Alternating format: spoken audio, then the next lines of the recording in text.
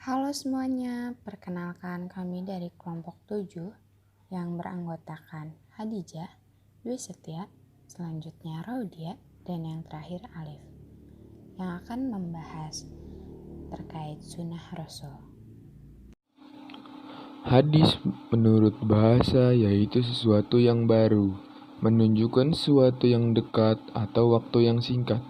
Hadis juga berarti berita, yaitu sesuatu yang diberitakan, diperbincangkan, dan dipindahkan dari seorang kepada yang lain. Hadis menurut istilah syarah ialah hal-hal yang datang dari Rasulullah SAW, baik itu ucapan, perbuatan, atau pengakuan. Macam-macam hadis. Yang pertama ada hadis qauliyah atau ucapan, yaitu hadis-hadis Rasulullah SAW yang diucapkannya dalam berbagai tujuan dan persesuaian atau situasi. Yang kedua, hadis fi'liyah, yaitu perbuatan-perbuatan Nabi Muhammad SAW seperti pekerjaan melakukan sholat 5 waktu dengan tata caranya dan rukun-rukunnya, pekerjaan menunaikan ibadah hajinya, dan pekerjaannya mengadili dengan satu saksi dan sumpah dari pihak penuduh. Dan yang terakhir ada hadis takiriyah, yaitu perbuatan sebagai para sahabat Nabi yang telah diikrarkan oleh Nabi Muhammad SAW, baik perbuatan itu berbentuk ucapan atau perbuatan, sedangkan ikrar itu ada kalanya dengan cara mendiamkannya dan atau melahirkan anggapan baik terhadap perbuatan itu. Sehingga dengan adanya ikrar dan persetujuan itu, bila seseorang melakukan suatu perbuatan atau mengemukakan suatu ucapan di hadapan Nabi atau pada masa Nabi mengetahui apa yang dilakukan orang itu dan mampu menyanggahnya. Namun Nabi diam dan tidak menyanggahnya, maka hal itu merupakan pengakuan dari Nabi. Kedudukan hadis dalam kedudukannya sebagai penjelas, memperluas hukum dalam Al-Quran atau menetapkan sendiri hukum di luar apa yang ditentukan Allah dalam Al-Quran. Kedudukan hadis sebagai bayani atau menjalankan fungsi yang menjelaskan hukum Al-Quran tidak diragukan lagi dan dapat diterima oleh semua pihak. Fungsi hadis. Hadis berfungsi menjelaskan hukum-hukum dalam Al-Quran dalam segala bentuknya. Syarat-syarat perawi hadis.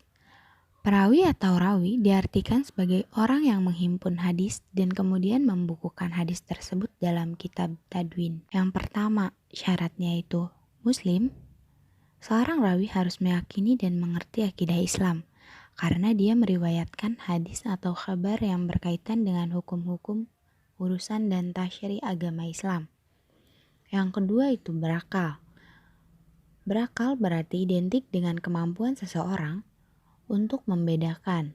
Jadi mampu menanggung dan menyampaikan suatu hadis seseorang harus telah memasuki usia akil balik. Yang ketiga, al-dabtu dabit adalah teliti dan cermat, baik ketika menerima pelajaran hadis maupun menyampaikannya. Dan yang terakhir yaitu adil. Perawi yang adil ialah yang bersikap konsisten dan berkomitmen tinggi pada urusan agama, yang bebas dari setiap keafsikan dan dari hal-hal yang merusak kepribadian. Pembagian hadis berdasarkan periwayat. Yang pertama, mutawir, merupakan hadis yang diriwayatkan oleh banyak perawi yang jumlah membuat tidak ada kemungkinan oleh perawi untuk membuat kesepakatan berbohong atau kesepakatan untuk membuat hadis palsu. Yang kedua yaitu ahad, salah satu hadis yang jumlah perawinya belum memenuhi jumlah syarat hadis mutawir. Hadis ahad terbagi menjadi 3 jenis hadis, yaitu hadis masyhur, hadis aziz, dan hadis gharib. Macam-macam hadis. Hadis sahih yakni tingkatan tertinggi penerima pada suatu hadis. Hadis hasan bila hadis yang disebut sanadnya bersambung. Hadis dhaif ialah hadis yang sanadnya tidak bersambung. Hadis maudhu bila hadis dicurigai palsu atau buatan karena dalam rantai sanadnya dijumpai penutur yang dikenal sebagai pendusta. Demikian materi yang dapat kami sampaikan. Semoga bermanfaat. Kurang lebihnya mohon maaf. Terima kasih.